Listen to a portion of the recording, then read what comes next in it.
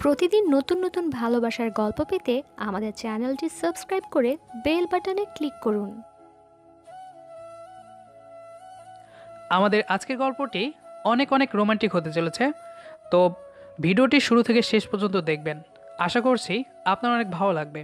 তো চলুন গল্পটি শুরু করা যাক। শাড়ি পরে পেট উন্মুক্ত রাখিস কি লোকজনকে দেখানোর জন্য? পিছন থেকে এই কথা শুনে চমকে উঠলাম।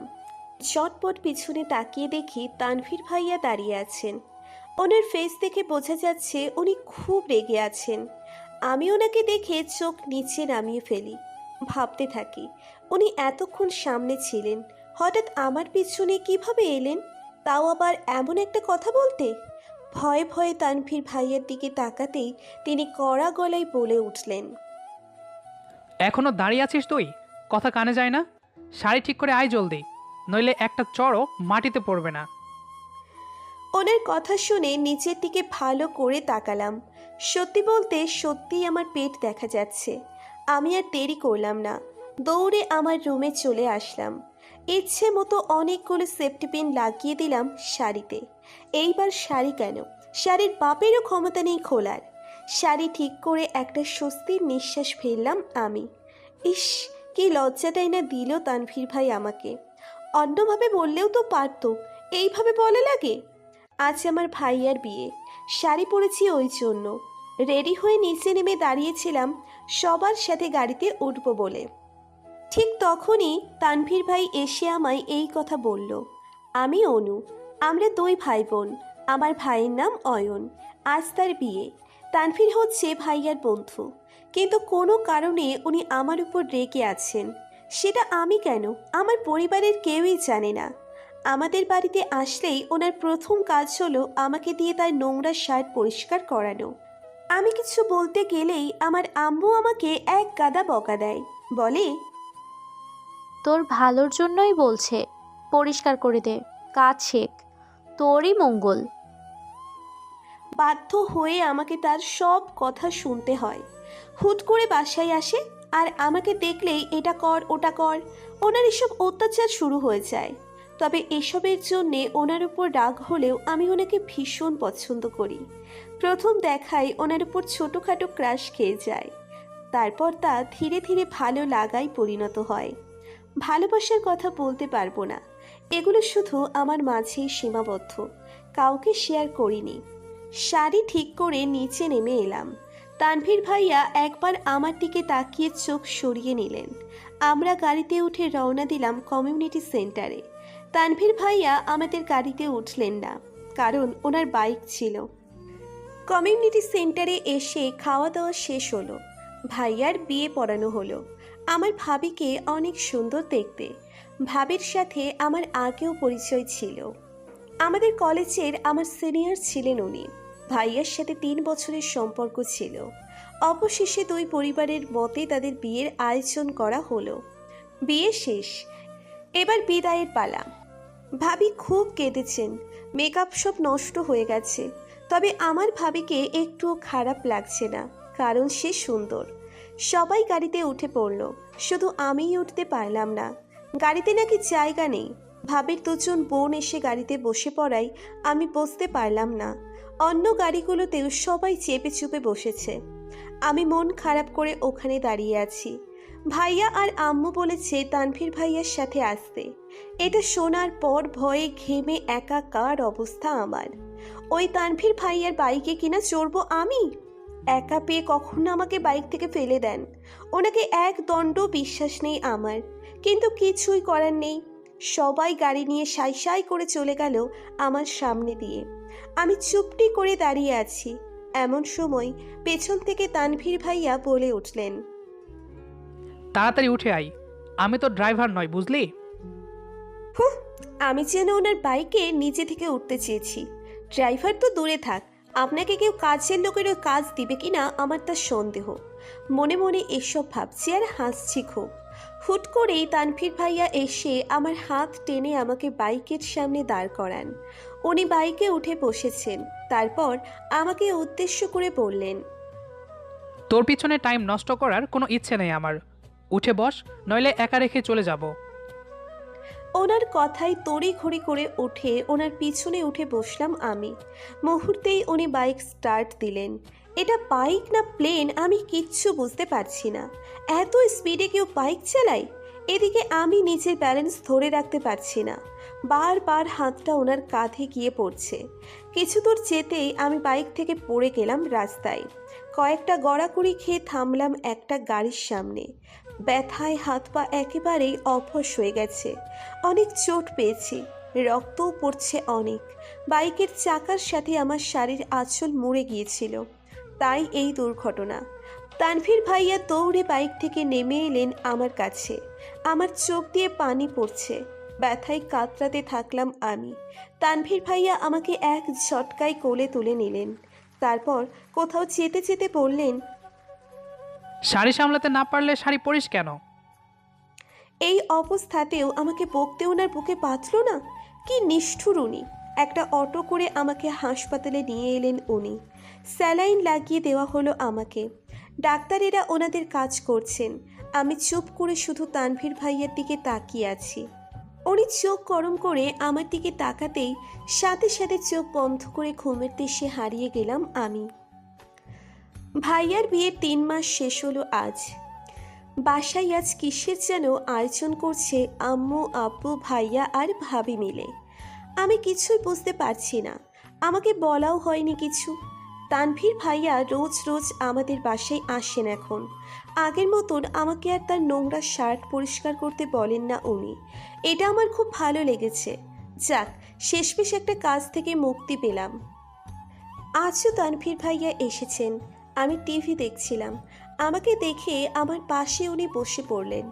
আমার কেমন যেন অস্বস্তি হচ্ছিল, তাই উঠে চলে এলাম আমার রুমে। ওকে চুকি দিয়ে দেখছি তানভীর ভাইয়া আছেন কিনা। না, নেই। যাক, বাঁচা গেছে। একটু পর আম্মু এসে আমাকে একটা শাড়ি আর কিছু গয়না দিয়ে বললেন, অনু, চট করে রেডি হয়ে নে, আজ তোকে দেখতে আসবে। অসময়ে একথা শুনে আমি স্তব্ধ হয়ে গেলাম। আমাকে তো আগে এসব বলেনি আম্মু। কে আসবে? কারা আসবে? আমি এখন বিয়ে করব না। আম্মু একটা রাম ধমক দিলেন আমাকে। তোর ভাবের ফুফাতো ভাই, ছেলেটা খুব ভালো, সরকারি চাকরি করে, দেখতে শুনতেও মোটামুটি ঠিকঠাক। তোর জন্য প্রস্তাব আসছে, তাই রাজি হয়ে গেলাম। আম্মু এসব বলেই চলে গেল। সরকারি চাকরিওয়ালা ছেলে বলেই কি আমাকে বিয়ে দিয়ে দিতে হবে? আমার মত একটুও নিল না।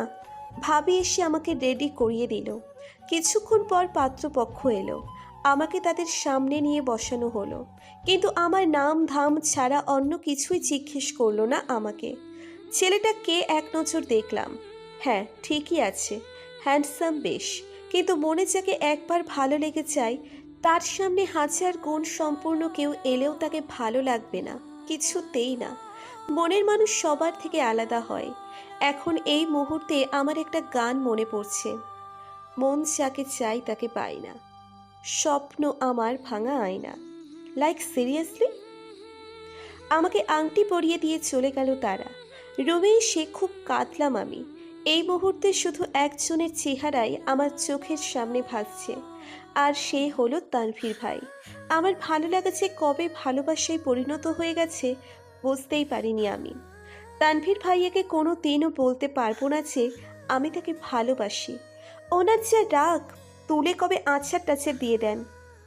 ভাবতেই ভয় লাগে। তানভীর ভাইয়াকে আমি জল্লাদের মতো ভয় পাই। মনে একরাশ কষ্ট নিয়ে আমি বিয়েতে রাজি হয়ে গেলাম। কি করব আর? আমি কিছুতেই বলতে পারবো না কাউকে যে আমি তানভীর ভাইয়াকে ভালোবাসি। কেউ মেনে নিবে কিনা জানা নেই। যদি আমার কারণে আমার ভাইয়ার আর তানভীর ভাইয়ার বন্ধুত্ব নষ্ট হয়ে যায়। অবশেষে এলো আমার বিয়ের দিন। চুপচাপ বউ সেজে বসে আছি। একটু পর আমাকে নিচে যাওয়ার জন্য বলা হবে, বিয়ে পড়ানো হবে। মাঝখানে একটা পর্দা টাঙিয়ে দেওয়া হয়েছে। ওপাশে আমার হবু বর বসবে, আর এপাশে আমি বসবো। আজ তানভীর ভাইয়া শুভ্র রঙের একটা পাঞ্জাবি পরে এসেছে দেখলাম। ওনার মা বাবাও এসেছেন। ওনাকে দেখতে খুব সুন্দর লাগছিল। আমার কিছু কাজিনরা মিলে ওনার সাথে হেসে হেসে কথা বলছে আর ছবি তুলছেন, যা আমার মোটেও ভালো লাগছে না। একটা মানুষকে ভালোবাসার পর কিভাবে অন্য একজনকে বর হিসেবে মানবো আমি? ভালোবাসাটা একতরফের, তাই কেউ দোষারোপ করতে পারবে না আমাকে। আমি কাউকে ঠকাচ্ছি না, বরং নিজের সব কিছু মাটি চাপা দিয়ে দিয়েছি। আমি নিচে বসে আছি সবার সামনে, কিন্তু বর এখনো আসেনি। একটু পর ভাবির ফোনে একটা কল আসে। ভাবির সাথে সাথেই নিচে বসে পড়ে। তারপর যা শুনি, আমার কানকেও বিশ্বাস করতে পারছি না। বর নাকি রোড অ্যাক্সিডেন্ট করেছে, তার লাশ পাওয়া যাচ্ছে না, উদ্ধার কাজ চলছে। এসব শুনে আমার পাড়াপড়শিরা আমাকেই গালমন্দ করতে লাগলো। আমি নাকি অপয়া, বিয়ের দিনই বরকে খেয়েছি, বিয়ের আগেই বিধবা হয়েছি। এইসব উল্টোপাল্টা কথা শুনে নিজেকে স্থির রাখতে পারলাম না আমি। কাঁদতে কাঁদতে নিচের রুমে এসে দরজা লাগিয়ে দিলাম। ঘরের সব জিনিস ওলট পালট করে দিলাম। স্লিপিং পিলের পাতাটা হাতে নিয়ে 5টা ঔষধ একসাথে খেয়ে ফেললাম। জানি না কেন এমন করলাম আমি। বালিশে মুখ গুজে কাঁদতে লাগলাম আমি। একটু পর মাথা ধরে এলো আমার, চোখে অন্ধকার নেমে এলো। তারপর আর কিচ্ছু মনে নেই আমার। চোখ খুলে নিজেকে হাসপাতালে আবিষ্কার করলাম আমি। বেঁচে আছি নাকি মরে গেছি বুঝতে পারছি না। হাতে স্যালাইনের নল লাগানো। পাশ ফিরে তাকিয়ে দেখি তানভীর ভাইয়া বসে আছেন একটি চেয়ারে। আমি স্বপ্নে আছি নাকি বেঁচে আছি নাকি মরে ভূত হয়ে গেছি কিছুই বুঝতে পারছি না। একটু নড়ে চড়ে নিলাম। স্যালাইন নলের জন্য নড়াচড়া করাও যাচ্ছে না ঠিক মতো।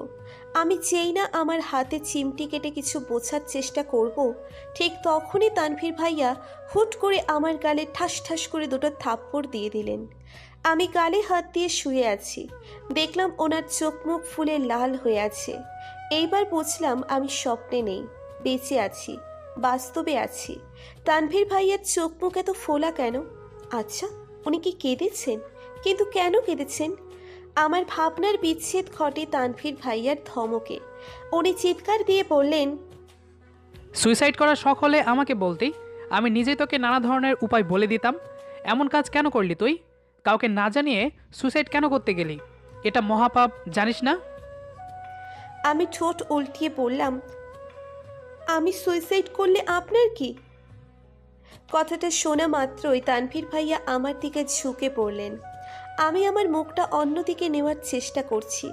উনি কড়া গলায় বললেন, আমার কি মানে? আমারই তো সব। আমি বোকার মতো তাকিয়ে আছি। উনি সরে গেলেন আমার কাছ থেকে। তারপর বলে উঠলেন, অনুর বাচ্চা অনু, তোর জন্য আমার সব প্ল্যান ভেস্তে গেল। কানি কোথাকার। আর একটু অপেক্ষা করলে কি মহাভারত অশুদ্ধ হয়ে যেত? শেষ পর্যন্ত দেখতি যে কি হয়। তা না করে তুই শোকে একবারে সুসাইড করে বসলি, পেতনি একটা। আমাকে যা ইচ্ছে তাই বলেই চলেছেন উনি কখন থেকে।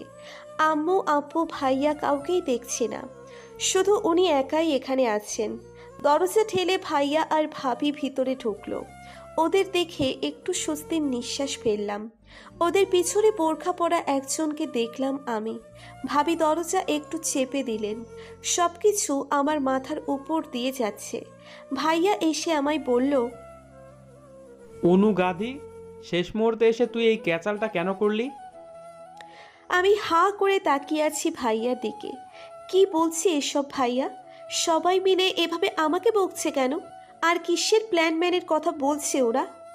আমি কিছু বলতে যাব ঠিক তখনই বোরখা পরা মহিলাটা তার মুখ থেকে নেকাব সরালো। তার মুখটা দেখেই আমার চোখ অতিমাত্রায় বড় বড় হয়ে গেল।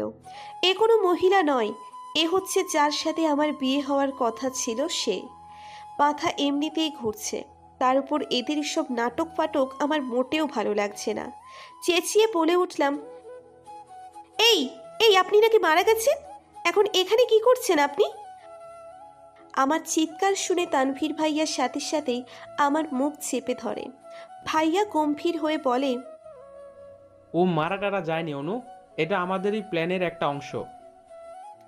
ভাইয়া একটু দম নিয়ে বলল, আমাদের প্ল্যান ছিল রাফিনকে ওর গাড়ি থেকে সরিয়ে গাড়িটার অ্যাক্সিডেন্ট করিয়ে দেওয়া, যাতে সবাই ভাবে রাফিন মারা গেছে। এরপর সবাই তোকে নিয়ে নানা কথা বলবে। ঠিক তখনই তানভীর এসে আম্মু আব্বুকে তোকে বিয়ে করার প্রস্তাব দিবে। আম্মু আব্বু তাদের সন্তানের কথা, তাদের মান সম্মানের কথা ভেবে তোকে তানভীরের সাথে বিয়ে দিয়ে দিবে। সব ঠিকভাবে এগুচ্ছিল, কিন্তু তুই সুসাইড কেন করতে গেলি? ভাগ্য ভালো ছিল ওই ওষুধগুলোর পাওয়ার কম ছিল, না হলে তোকে তো আমরা হারিয়েই ফেলতাম। বল দি একটা। ভাইয়ার মুখে এসব শুনে আমি তানভীর ভাইয়ার দিকে তাকালাম। উনি আমার চোখ টিপে মারলেন। আমি ধাক্কা দিয়ে আমার মুখ থেকে ওনার হাত সরিয়ে রাখি। তারপর ভাবি আমাকে উদ্দেশ্য করে বলল, জানো অনু, আমার ফুপা আর ফুপি যে কবে তোমাকে পছন্দ করে মা বাবার কাছে প্রস্তাব দিয়ে বসেছিল আমি জানতামই না। যখন শুনি এ কথা তখন তো তানবীর ভাইয়া পুরো রেগে বোম, যখন তখন ফাটবে এই অবস্থা। কারণ আমি আর তোমার ভাইয়া জানতাম তানবীর ভাইয়া তোমার প্রতি দুর্বল, ও তোমাকে পছন্দ করে অনেক। কিন্তু পরিস্থিতি এমন যে কোনটা সামলাবো বুঝতেই পারছিলাম না। তারপর আমরা রাফিনকে সব খুলে বলি, পরে এই প্ল্যানটা করি। কিন্তু তুমি যে এমন কাজ করবে ভাবিনি। তানভীর ভাইয়া মানে উনি, মানে উনি আমাকে পছন্দ করেন? মনে মনে আনন্দে নাচতে লাগলাম, কিন্তু তাই দেখানো যাবে না। মুখটা বাঁকা করে বললাম, তোমরা ভাবলে কি করে যে তানভীর ভাইয়াকে আমি বিয়ে করব? ওনাকে আমার সহ্য হয় না, উনি নিজেও আমাকে সহ্য করতে পারেন না। তাহলে কিসের বিয়ে ফিয়ে? আমার কথায় তানভীর ভাইয়া হেসে বললেন, তোরা এখন যা, আর রাফিন 2টো দিন আড়ালে থাকো। আমি অনুকে কালই বিয়ে করছি। আমি অবাক। কাল বিয়ে করছে মানে? সত্যি সত্যি উনি আমায় মেরে ফেলার প্ল্যান করছেন নির্ঘাত। ভাইয়া ভাবি আর রাফিন চলে গেল। তানভীর ভাইয়া আমার কাছে এসে বললেন, তোর হাসিতে মুক্ত ঝরে, তোর গজদার দেখে আমার চোখে নেশা লাগে। তোকে না দেখলে মন আনচান করে। এবার বলতো, তোকে ভালো না বাসলে কাকে ভালোবাসবো আমি? আমি চোখ বুজে নিলাম। উনি আমার এতটা কাছে যে ওনার উত্তপ্ত নিঃশ্বাস আমার চোখে মুখে আছড়ে পড়ছে। আমি নির্বাক, ওনাকে কিছু বলার সাহস আমার নেই। কবে ঘুমিয়ে পড়েছি জানি না, তবে ঘুম থেকে উঠে চোখ মেলে তাকাতেই তানভীর ভাইয়াকে দেখলাম আগে। আমার হাত জড়িয়ে ধরে ঘুমিয়ে আছেন। হাসপাতাল থেকে আমাকে রিলিজ করে দেওয়া হলো। বাড়িতে আসতে না আসতেই বিয়ের তোড়জোড় শুরু হয়ে গেল। আবারও বউ সেজে বসে আছি, তবে এইবার কবুল বলতে পেরেছি। কিন্তু বর রাফিন না, তানভীর ভাই। আমি এখন আমার রুমে। আমাকে বিদায় দেওয়া হয়নি। বিদায় কার্যকাল সম্পূর্ণ হবে। বুকে কেউ হাতুড়ি পেটাচ্ছে বোধহয়। এমন হচ্ছে কেন বুঝলাম না। তানভীর ভাইয়া ঝড়ের বেগে আসলেন রুমে। আমি হকচকিয়ে উঠলাম। আমাকে বলে উঠলেন, এই তুই এদিকে আয়, নামাজ পড়বো। আমিও নিচে নেমে চায় নামাজ পিছিয়ে একসাথে নামাজ পড়ে নিলাম। বেডের উপর পা তুলে বসতেই ধপ করে তানভীর ভাইয়া এসে আমার কোলে শুয়ে পড়ল। আমি বড় বড় চোখ করে ওনার দিকে তাকিয়ে আছি। উনি ধমক দিয়ে বললেন, অনুকানি, এভাবে তাকাস না। পরে কিছু হয়ে গেলে আমি তার দায় নিতে পারবো না। আমি রেগে গিয়ে বললাম, কি হবে হ্যাঁ? আপনি আমার জীবন নষ্ট করে দিয়েছেন বিয়ে করে। আমি একজনকে ভালোবাসি জানেন, কিন্তু তার সাথে আমার বিয়ে হইল না। কষ্ট কাকে বলে কেউ আমায় এসে দেখে যাক। তানভীর ভাইয়া আমার কোমর জড়িয়ে ধরে বললেন, এই যে মিস্টার তানভীর সাহেব, আমি আপনাকে ভালোবাসি, মারাত্মক ভালোবাসি। আপনি কি তা জানেন? হুম, জানবেন না। আপনাকে বলার সাহস নেই আমার। শুধু জানি আপনাকে ছাড়া আমার চলবে না। তানভীর ভাইয়ার মুখে এ কথাগুলো শুনে বিস্মিত হলাম আমি। এগুলো তো আমার ডায়েরিতে লেখা ছিল। তার মানে উনি আমার ডায়েরি খুলে দেখেছেন? আপনি আমার ডায়েরি খুলে দেখেছেন? আমার ব্যক্তিগত জিনিসে হাত দিলেন কেন? উনি আমাকে আরও শক্ত করে জড়িয়ে ধরে বললেন, ডায়েরির মালিকই যখন আমার, তখন ডায়েরি ধরতে আপত্তি কোথায়? আমার মাথা টিপ। সুসাইড করে আমাকে কাঁদানোর শাস্তি এটা। আর সারা রাত তুই আমার মাথা টিপবি। ব্যথা করছে, কুইক।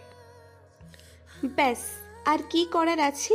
ওনার রাম ধমক খেয়ে সারা রাত ধরে ওনার মাথা টিপতে হয়েছে আমাকে।